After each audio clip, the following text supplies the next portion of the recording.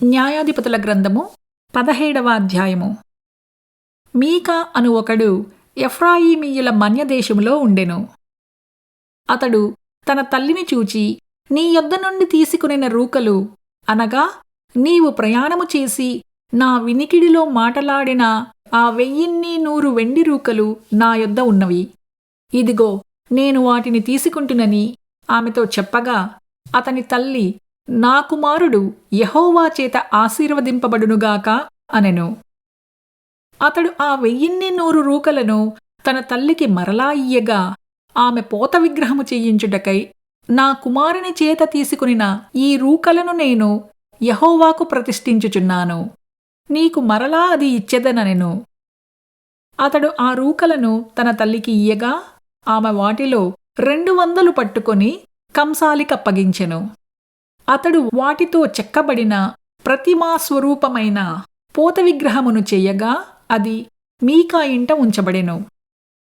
మీకా అను ఆ మనుష్యునికి దేవమందిరమొకటి ఉండెను. మరియు అతడు ఏఫోదును గృహదేవతలను చేయించి తన కుమారులలో ఒకని ప్రతిష్ఠింపగా, ఇతడు అతనికి యాజకుడాయెను.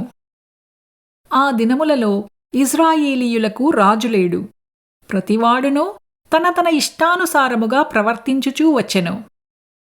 యూదా బెత్లెహేములో నుండి వచ్చిన యూదా వంశస్థుడైన ఒక యవ్వనుడుండెను. అతడు లేవీయుడు. అతడు అక్కడ నివసించెను.